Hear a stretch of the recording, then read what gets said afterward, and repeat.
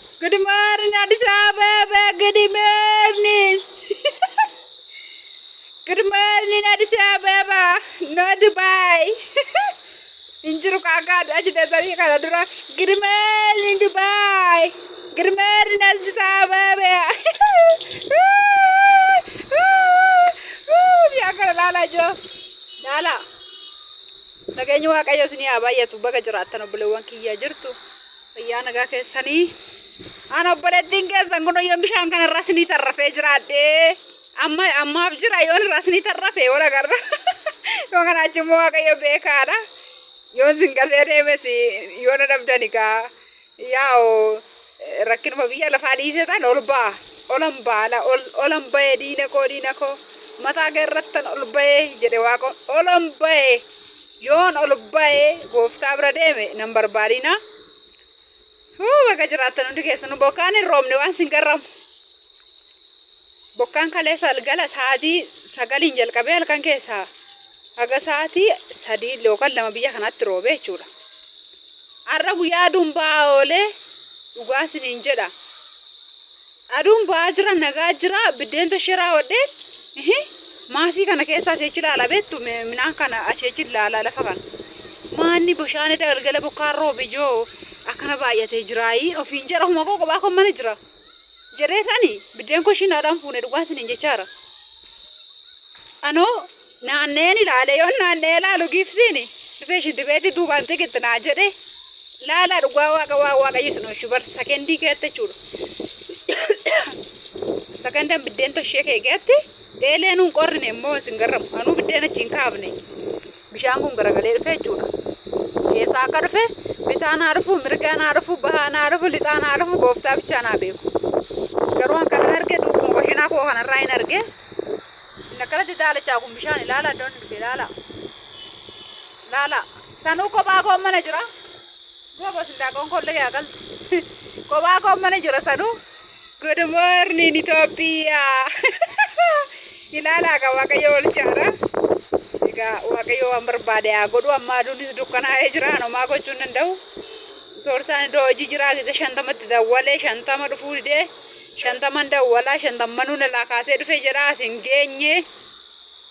Kunoo intalli tashoomaa yoo wayii ka tasaafaruutti jirti haala masaafaraa haala tikkeetti ingidee maal isinii godhare.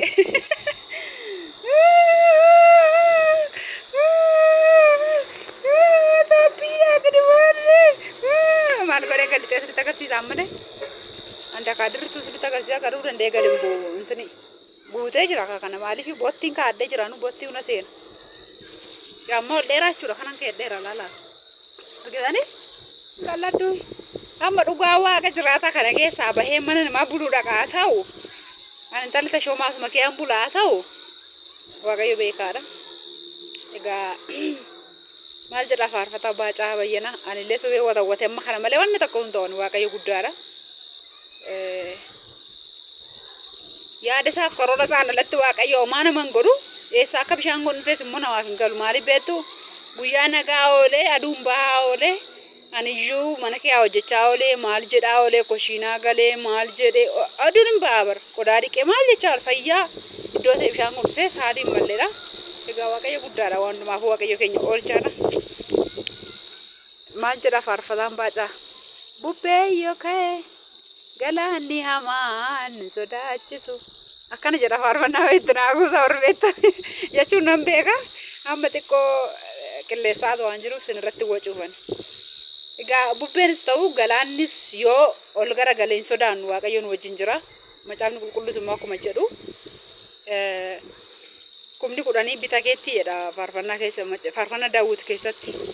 Kumni tokko gara bita keetti kumni kudhan immoo gara mirga keetti yoo kufannate maal hin ta'ini ati is sodaatiin jedha. Waaqayyo guddaadha. Hin sodaannu. Hin sodaadhu. Waan fedhe haa godhu. Jaalalli isaa raawwatu. Biyya lafa kanarra wanni nu wafuus hin jiru. Wanni sodaachuu dhiibnus hin jiru. Du'aan sodaannaa, da'uun sodaannaa, heerumuun sodaannaa, fuudhuun sodaannaa, rakkina sodaannaa, mana namaa sodaannaa, qormaata biyya lafa kanarra jiru hundumaa sodaanna. Sodaachuun waan jiru nuunafu wanni murtaa'ee dhufellee nuunafu. yoo fedhii waaqayyoo ta'e waaqayyo olchaadha nurra darbuu danda'a. Sa'aatii tokko ta'uu fi fedha waaqayyo yoo ta'e dhaabbachuu danda'a bishaan kun. Fedhii isaa miti taanaan immoo yaa'atu buluu danda'a. Maalumaafuu ilaalaa isin hin jedhin bokkaan hin jiru. Yaa buna as keessa dhaabbadhe buna hunee laaballeessa. Sana keessa madaabaraa kee kan jijjiiru bunaadha. Hin guute kaa galaanni maal isinii godhate akkanatti xiqqadee guute. Xiqqadee. Akkuma ati jette haa ta'u gooftaa jireenyi koo aan sirratti abgatee dhiiseera waa'ee koo jettee nan arrabsiinaati barbaadaa kana akkuma waaqayyo jedhee haa ta'u nama gochuu dandeenyu kan kophaa isaa namni galaana kee dhaabatee afaan banaa kophaa koo omsuu na bira hin jiru firri na bira hin jiru dhirsi na bira hin jiru waaqayyo bicha na wajjin jira garuu dhugaa isiniin jira. Yaa xiqqoo ishii wanni sekendi wayii namatti dhaga'amu natti dhaga'ame aduutu isaatiin malle ta'e sa'aatii tokko ta'uuf yookaan sa'aatii torba isin biraa ta'uuf waaqayyo waan godhee isa beeka.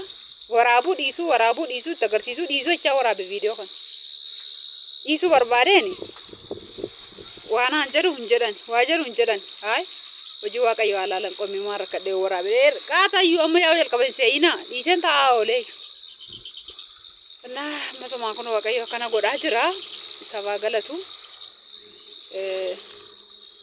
Maal jennaree waaqa kanaani maal jennaree gooftaa kanaani insa gannaa fi bara baraani qaamni seena ilaalu tokko lama nan seena sadii qaamni dhuguma suutare seena isinitti agarsiisa yoon kufe garuu yoon kufe waaqayyo na oolchaa isinis yaaddeina hin sodaatiina nuusi wajjin isin geggeessaa dura geewweeni yaadatu barbannaa kan yeroo sargii gurbaa fuudhu dhaqoo kan talleeru hin sodaatiin dukkaana yoo ta'e hin sodaatiin asii wajjiniin hin sodaatiin baay'een deema mana koorra laala. Hin sodaatiin galaanni yoo jiraate hin sodaatiin gooftaan si wajjini hin sodaatiin dhugaa waaqa qalli kee kan hin baafna kanaan sodaadhee nama xinnoo ishii hin sodaatiin anu lakki inni kun jilba nama gaabboo hin deemu kana jaa kan gibbiin allaa sirriitti agarsiisa dee laala iddoon shaakiltii dhaabe waan inni godhe buna dhaabee raafuu xiqilidii dhaabee raafuu cabsaa dhaabee salaaxaa minaamin wanni adda addaa dhaabe qaaraa barbaree minaamin dhaabee laala waan inni godhe bishaan irra ciisee. Hin sodaatiin nuusi wajjin yaa warqetuu kophaan adeessee yaa dhaggoo kophaa gosa laatitti bu'aa jira. Jaartii hojii fakkaattas laala akkuma goshii dhaabeettan jira. Wayyoo lakki qalbii malee homaan jedhu laala iddoon ani jiru ta'uu baannaan asumaan hin baakka namatti suutare deeme.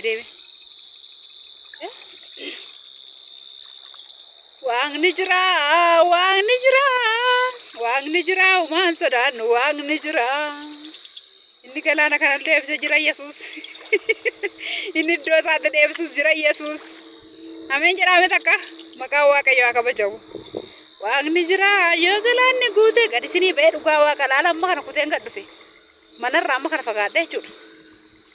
Yoo galaanni guute waaqni jira yoo galaanni guute illee waaqni jira oolchaadha Yesuus laalaa kana sirriitti fidii waan Yesuus Kiristoos ati ibboo guddaadha ati guddaadha waan nama feete waan barbaadde godhi akkas obboleewwan kiyya intalli keessanii intalli tashoomaa adabaa baalii sheembaa gondoree ulaarraa moccoree jedhamaa jedhani maqaa abbaa keenya intalli tashoomaa adabaa eenyutiin as jirti kunoo kophaashii galaana kee dhaabattee waaqni jira uumaan sodaannu waaqni jira karaa Afrikaa kana dhufe laala karaa kanaan dhufe laala durmaanu karaa qorqorroo Afrikaa kanatti iyaaramee dhufe waaqni jira maaloo mana namatti turan beechi maal jettu ammas hin kana daan Itoophiyaa good morning Itoophiyaa good morning jettanii dhuftanis karaa battanii good morning Dubai akkanuma bichaa wayyaa naaf shaannu good morning Addis Ababa